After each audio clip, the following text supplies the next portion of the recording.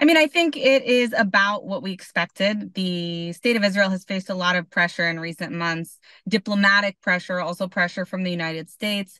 And most recently, since the attack of the Islamic regime on October 1st, there's been increasing pressure from the United States, from the Biden administration, to have a very restrained response from Israel. And I think that is pretty much what you saw. What you saw was targeted strikes on exclusively military sites. The state of Israel did assure the United States that they weren't going to attack oil sites or energy sites just yet, or the nuclear sites. Those are targets that probably would be reserved for a future strike should Iran exacerbate what has already happened or respond to what Israel did last night. But I think what Israel did succeed in last night, beyond just taking out some of the missile defense from the Islamic Republic, is that we saw that Israel can penetrate Iranian airspace pretty much any way that they like, which is a major blow to the regime in Iran. I mean, this is not something that we would expect to see in the state of Israel, certainly, and I don't think Iran is very happy about it. And that can be further evidenced by the fact that since this attack, we have seen the Islamic Republic on all propaganda fronts, in all their state media, on all of social media,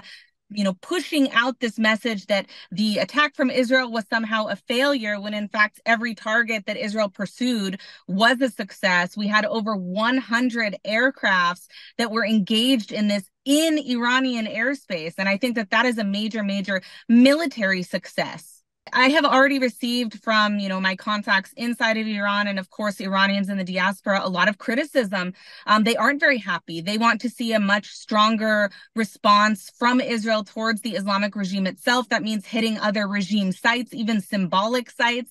I can't tell you how many messages I've received of people asking, why isn't Israel targeting Khamenei, for example? Of course, that would be a major, major escalation, despite the fact that Hezbollah actually did target the Israeli prime minister at his private residence in Caesarea here in central Israel. And so I think that that isn't something that's off limits for the state of Israel. But at this point, as I mentioned at the beginning, there's a very, very difficult diplomatic situation that Israel has to deal with the United States. And it is not a coincidence that we see a very restrained military attack against the Islamic Republic just a few days, mere number of days now, before the United States election for president. I think that if you had a different administration in the United States, you might have seen a different response here. And it remains to be seen if that's something that will happen in the future. I suppose that's really up to the Islamic Republic of Iran, and we see how they continue to support terror proxies across the Middle East. If they continue to attack Israel, if they respond to the Israeli attack and they escalate, then we're going to see a very, very different reality on the ground, from the Israeli military to the Islamic Republic of Iran.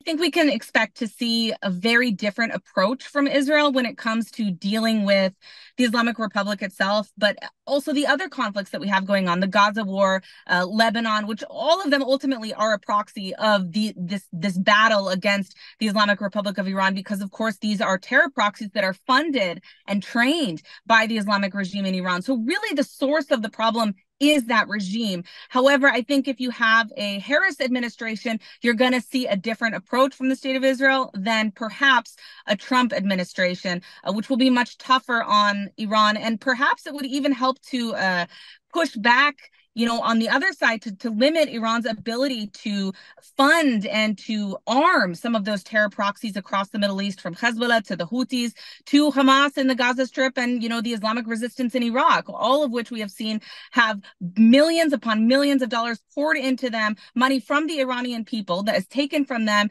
from the people to the regime and to the terror proxies across the Middle East. And this is the primary source of destabilization across the region that we have continued to see in recent years. And unfortunately, we've seen it only escalate over time. I think it's important to remember that this is not the end. I know there are a lot of Iranians who are hoping for regime change.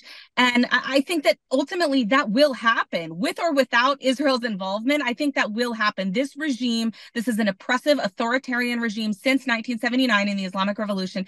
It will fall. It is only a matter of time. And I think that if the stars align, so to speak, if we have the right leadership in Europe, in the United States, and Canada, we can see that regime fall, even with very minimal casualties, with very minimal war, if we have the right policies towards this terrorist regime in Iran. And unfortunately, we haven't seen that. We haven't seen a strong policy from Europe or from the United States for many years when it comes to dealing with the Islamic regime, with the exception, I would say, of the Trump administration, which practically did bankrupt the Islamic Republic.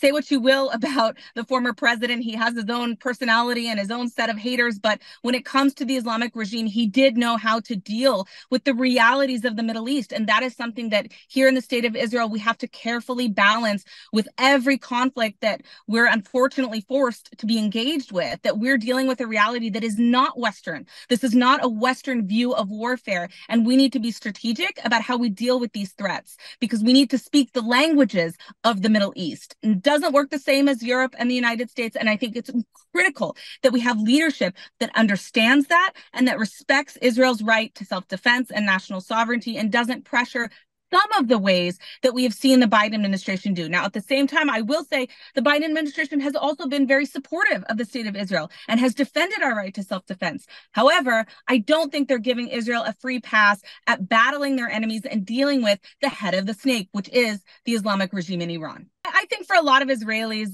they do want to see a Trump administration, which is logical, of course. He was much tougher on our biggest enemy, the Islamic regime. And so it's logical that that would be the best outcome for the state of Israel. But I think that even if you see a Harris administration, you're still going to see a strong U.S.-Israel relationship. It's just going to be a little bit more difficult to navigate. I know right now before the election, you have Americans on both sides, decrying the other and saying that it will be the end of the world if Trump wins, or it will be the end of the world if Harris wins. I don't think that's the case. I think it will be okay. I also think it will be okay in Iran. As I said, I think it's only a matter of time until this regime falls. It's just a matter of getting the right leaders in the right place at the right time. And that might take a little bit more time. So I urge the Iranians and as well, everybody else who supports freedom in Iran and regime change in Iran to be patient. That day will come and we're working towards it.